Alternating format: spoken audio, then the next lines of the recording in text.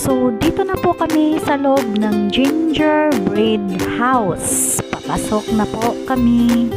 So, yan, may milk tea area sila na pwede kayong bumili dito ng milk tea at umupo at mag-inom-inom or mag-relax. So, ito na po yung daan papasok. So, yan na po. So, excited naman na makapasok dito. So, first time ko po ditong pumunta. So, yan, Ednil. Posing-posing si Miss Ednil para magpa-picture. So, yan siya.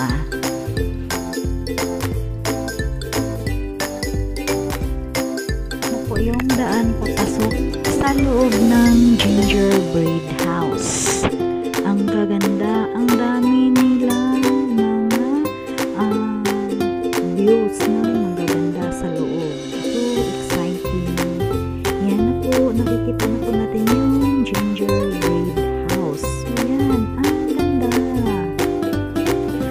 But bago tayo papasok dyan, punta muna tayo dito sa mga areas na to. Ang gaganda dito. So, meron sila ditong tinatawag na Wheel of Dreams.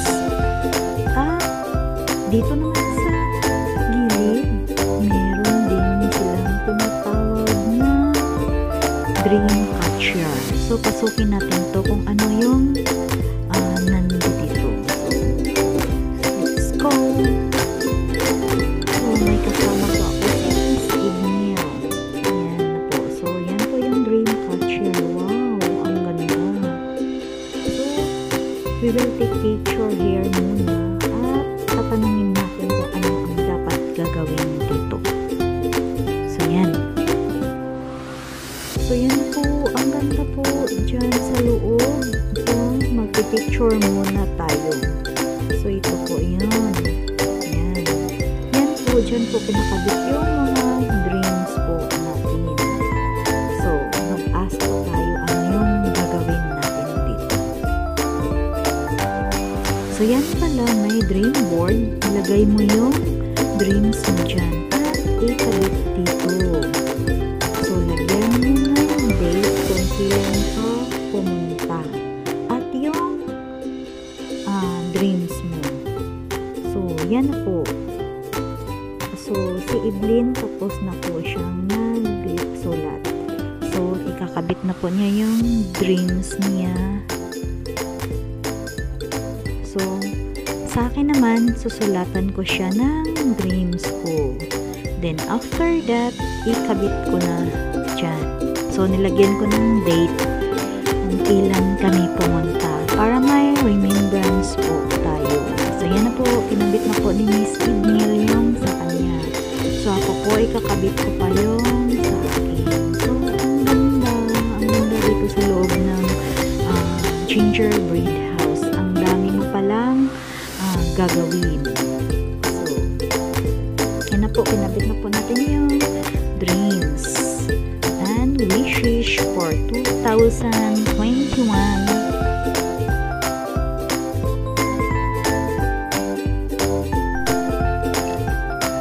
But yun pala, hindi pa kami nagbayad. So, bayad muna kami. Kinuha na namin yung dream board, but hindi pa kami nagbayad. So, for only 20 pesos lang yung dream board na maliit. So, ang mura po niya. So, 20 pesos at nakabit mo na yung dreams mo dyan at wishes. So, yan na po yung dream catcher.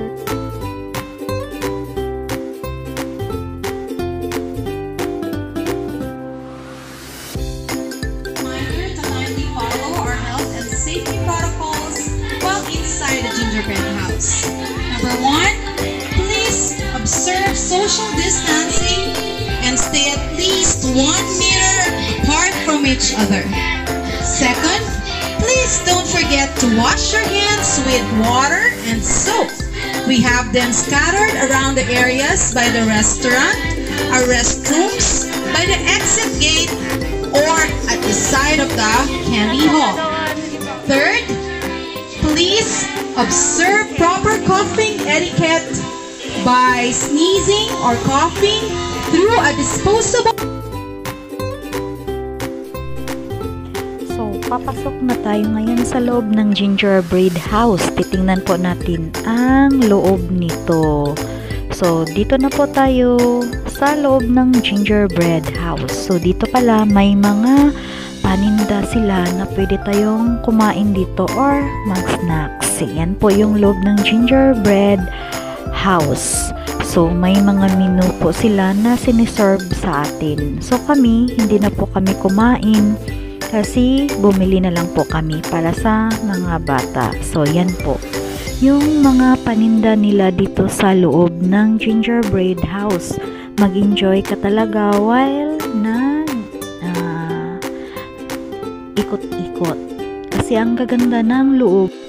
Mag-enjoy talaga ang mga bata dito. So, ito na pa yung loob ng gingerbread house.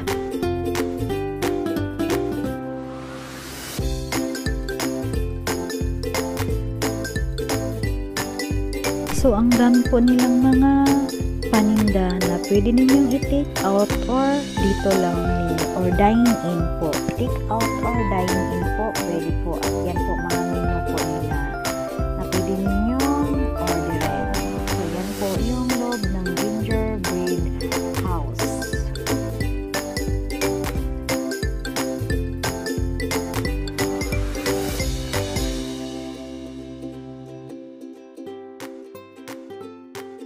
So, actually, may second floor pa po ito but hindi na po kami umakyat. So, nag-exit na po kami dito banda. Tiningnan namin yung ibang areas ng gingerbread house.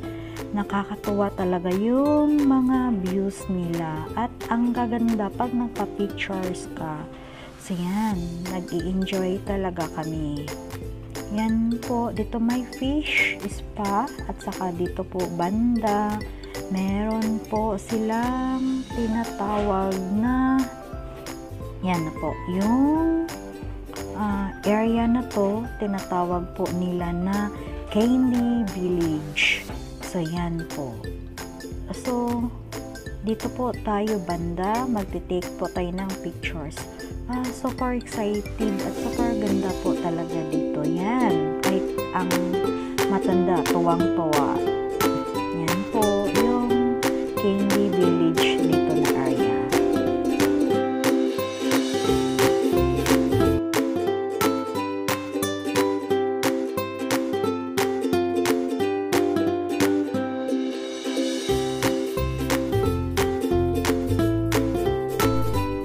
So, relaxing po talaga ang place na to. At siguradong matutuwa po yung mga kids po ninyo pag pumasyal po dito. Ang ganda po ng area dito. So, yan na po yung gingerbread house at going to exit na po kami. So, papauwi na po kami.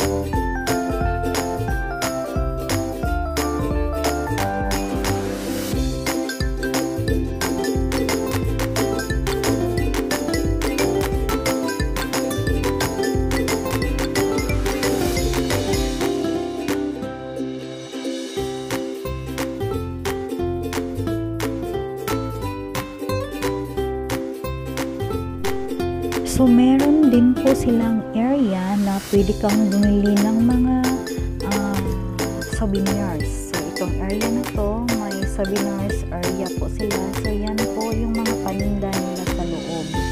So, pwede kang bumili mga pampasalubong mo if ever na may gusto kang bigyan.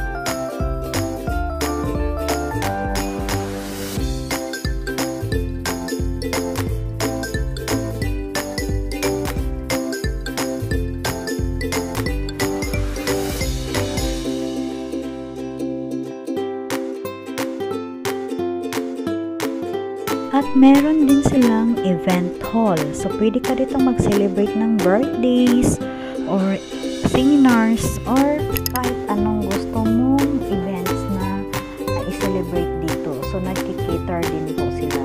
So, ang ganda po ng loob ng Gingerbread House. All-in-one na po siya. So, yan na po yung event hall nila. So, di ba? Relaxing yung place at ang ganda talaga. So, yan.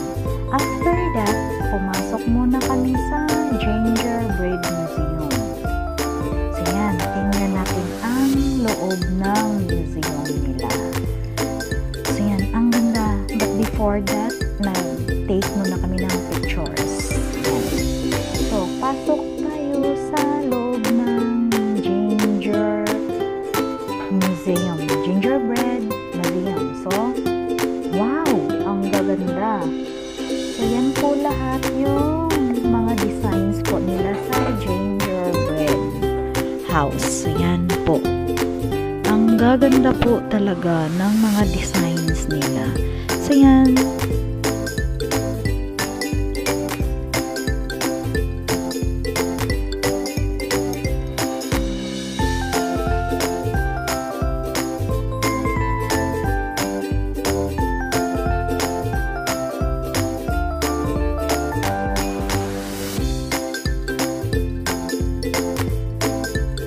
Yan na po ang loob ng museum at paiksit na po kami. Sana nag-enjoy po kayo sa video na to and see you again on my next video. Thank you for watching!